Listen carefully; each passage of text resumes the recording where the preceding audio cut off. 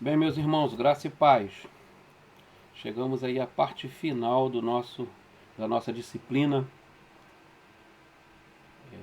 Hoje nós vamos fazer um apanhado aí de 3 a 4 métodos de estudo diferentes e finalizamos.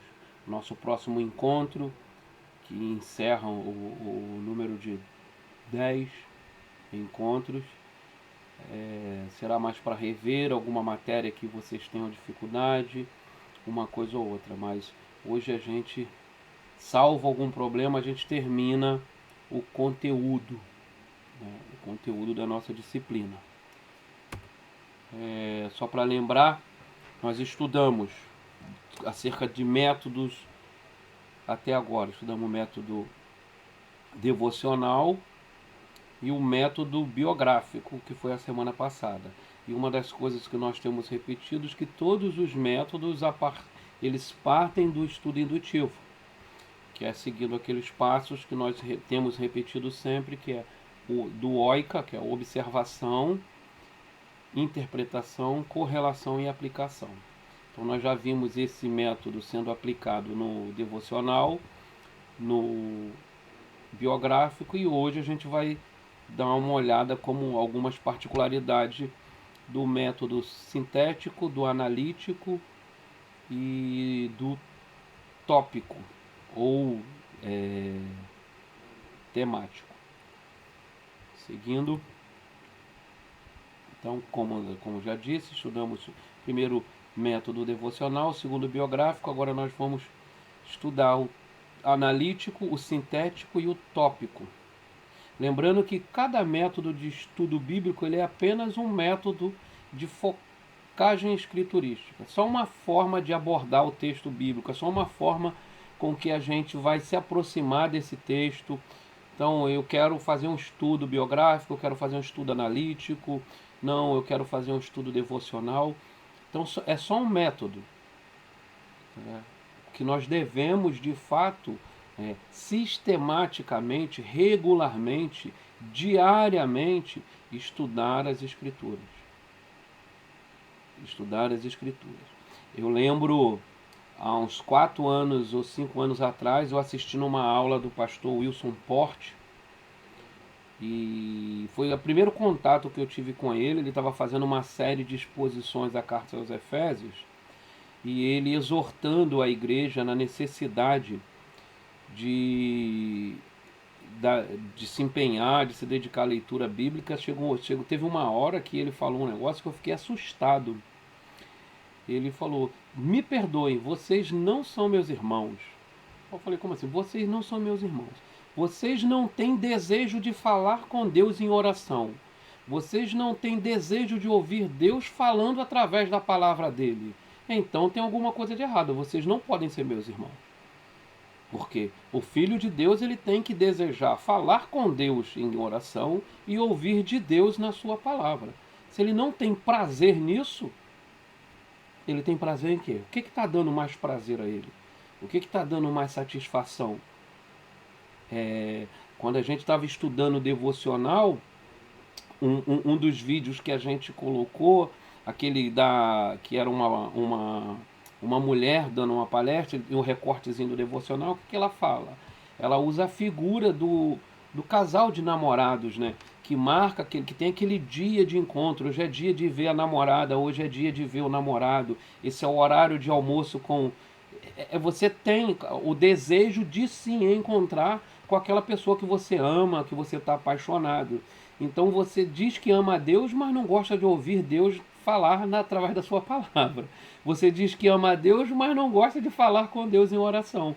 É contraditório. É contraditório. Então, cada método desse, ele é só um método. Ele é só um método. É só uma forma que você vai estar usando para variar a forma com que você diariamente se debruça sobre a palavra de Deus. Mas a exortação, a necessidade, a exortação não nossa, né? A exortação bíblica é o que Jesus pede dos seus discípulos, é o que Jesus pede daqueles que dizem que o amam, né? Que busque aprender e examinar as Escrituras. Além disso, como pode ser visto no esquema, no slide anterior, são muitos métodos, mas os princípios fundamentais regem todos. Os mesmos princípios fundamentais regem todos. Nós vemos que o método indutivo, os princípios que nós usamos lá do Oikon, ele está como ponto de partida para todos os métodos que nós venhamos a escolher. Então, o primeiro método que nós vamos estar falando hoje é o método analítico, né? Que vem da palavra análise, né? Analisar. O analítico nada mais é do que um método de analisar. Todos, em síntese, é uma análise. O devocional é uma análise. O biográfico é uma análise. Né? Todos são uma análise. Mas esse aqui esse chamado analítico, ele tem a ver com uma decomposição do todo em suas partes. É uma operação em que se parte do mais complexo para o mais complexo, ou, em outras palavras, do todo para suas partes. Caracteriza-se pelo senso de detalhe da exatidão. Esse é um método onde, por exemplo, nós escolhemos ali João 17, texto clássico, todo mundo, né, gosta, todo mundo conhece, a oração de Jesus por seus discípulos. Então a gente vai pegando versículos ou parágrafos que são compostos por um ou mais versículos, e vamos examinando eles detalhadamente, dentro do todo daquele capítulo, dentro de uma ideia maior. Ele consiste em analisar cuidadosa e completamente uma passagem bíblica, tendo cuidado de notar até os seus pormenores. Seu objetivo é reconstruir tão claramente quanto possível o pensamento original do escritor. Nessa reconstrução, o estudante irá encontrar os fatos que levaram o autor a dizer o que disse, da maneira que disse. Então, você vai partindo de porções menores para o maior. Então você vai entender, a partir de estudo de versículos, o que Jesus quis dizer, por que Jesus disse o que disse em João 17, ou em outra passagem que eu valha, uma passagem que eu gosto muito, a Jeremias capítulo 29, né, a carta de Jeremias, cativo de Judá. Então você vai esmiuçando versículo por versículo, você vai perceber por que Jeremias escreveu a carta, por que ele escreveu, por que ele enviou para aquelas pessoas específicas, naquelas condições específicas. Você vai, a partir de detalhes, de porções menores, de versículos ou parágrafos, você vai analisando até que você chegue à ideia como um todo daquela porção que você está analisando. O método de estudo pela análise do versículo, ele é o estudo mais simples, no sentido do tipo, faça você mesmo. É a maneira mais fácil de você iniciar o estudo sozinho, porque você pode pegar um versículo ou dois versículos que fecham uma ideia, um parágrafo, e trabalhar fazendo o exame dele. Então, você vai fazendo pequenas porções. Então, você tem essa facilidade. Todavia, não se deixe enganar pela sua simplicidade. Ele é um método de estudo bíblico bastante proveitoso e recompensador, e um esplêndido ponto de começo. Mais uma vez, eu retorno aqui com a advertência de que o método de estudo é apenas uma focagem escriturista. Você deve se dedicar a um programa de leitura da Bíblia. Idealmente, pode ser deste programa de leitura que você selecionará o versículo que será estudado. É muito importante isso. A gente fala isso do sermão, a gente fala isso dos estudos em si. O tema do sermão, o tema do estudo bíblico, aquilo que você vai compartilhar com uma pessoa que você quer encorajar, que quer animar, ele vai sair do seu estudo diário das Escrituras.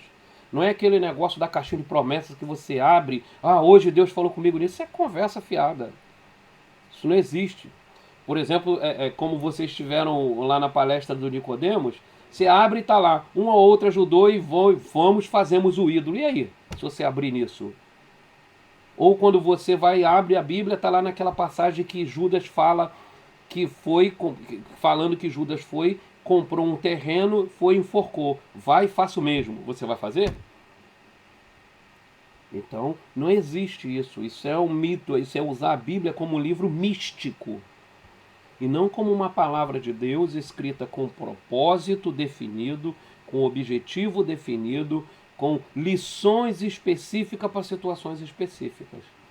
Então, o método não substitui, pelo contrário, ele te facilita o estudo diário e contínuo da Bíblia. Algumas diretrizes para poder, alguns passos, né, no desenvolvimento do estudo analítico. Primeiro, como todos e qualquer situação, nós devemos começar o nosso estudo em oração, pedindo, rogando o auxílio indispensável do Espírito Santo de Deus. Lembremos sempre, o Espírito Santo inspirou os autores bíblicos. E como Paulo diz, quem pode prescrutar a mente de Deus que não o próprio Espírito que procede dele? Então nós precisamos do Espírito Santo. Não podemos ser preguiçosos. Precisamos usar dicionário, precisamos usar comentário, precisamos usar várias versões da Bíblia, precisamos lançar mão de fonte secundária. Todavia, tudo isso é reduzido a palha se antes nós estivermos em submissão e dependência do Espírito Santo de Deus. Segundo passo, procurar uma passagem com o tema completo. Seja um parágrafo, uma seção ou livro. Né? É muito importante isso. Nesse sentido, questão do parágrafo, por exemplo, quando você pega uma Bíblia, nova tradução na linguagem de hoje, quando você pega a NVT, a nova versão transformadora da Mundo Cristão, quando você pega a NVI da Sociedade Bíblica do Brasil, que são versões com texto mais contemporâneo, você já vai verificar essa divisão feita em parágrafos. Isso normalmente nos auxilia muito para o estudo de pequenas porções. Normalmente aqueles parágrafos eles trazem uma ideia em si mesmo, sabendo que essa ideia ela está encadeada, ela está dependente do seu entorno, mas ela em si encerra uma ideia. Né? Então você pode ser por parágrafo, uma seção ou até mesmo um livro. Anotar toda e qualquer minúcia, todo e qualquer detalhe que você notar durante a leitura, você vai anotando, vai fazendo ou à margem da sua Bíblia ou no bloco de anotação. Seguir os passos da observação. Né? Lugar comum nós temos falado, o método indutivo é usado nisso. Esboçar o texto. As nossas Bíblias de estudo, por exemplo, você tem ali o esboço do livro.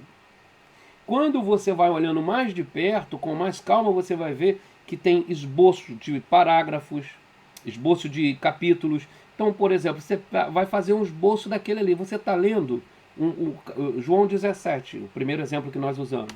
Você vai, pega e coloca ali, título, a oração sacerdotal de Jesus, ou Jesus intercede pelos discípulos. Aí, você coloca lá o tema do versículo X ao versículo Y, a ideia central. Do versículo X, vai dividindo, fazendo o seu esboço daquela porção que você está estudando. Já foi dito seguir os passos da interpretação, da observação, depois esboça o texto, sexto, seguir os passos da interpretação, sétimo, da correlação. Tendo feito observação, interpretação e correlação, nós podemos extrair com segurança o pensamento-chave da passagem de cada versículo.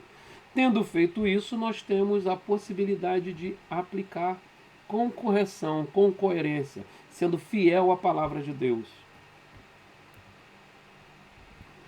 Por último, nós temos aqui dentro do método analítico o fluxo da argumentação do escritor. Que você tem o pensamento-chave de toda a passagem, as ideias eixo ou ideias principais, o pensamento-chave de cada parágrafo, o sumário de pensamento-chave, um grupo de versículo, onde você vai pegando, né, item por item, a palavra-chave ou a ideia central de cada versículo e vai fazendo um sumário, e depois o pensamento-chave de cada versículo. Por fim, algumas questões ainda dentro do estudo analítico que você tem que responder. Qual é o assunto principal do texto que está sendo estudado? Quem são as pessoas principais? O que o texto diz a respeito de Cristo? Direta ou indiretamente? Pode ser tipograficamente, né? Tipologicamente, melhor dizendo.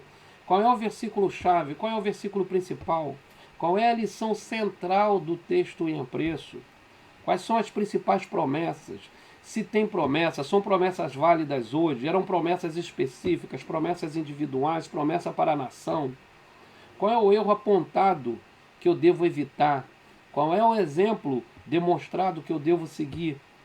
O que há nessa passagem que eu mais preciso aplicar na minha vida hoje?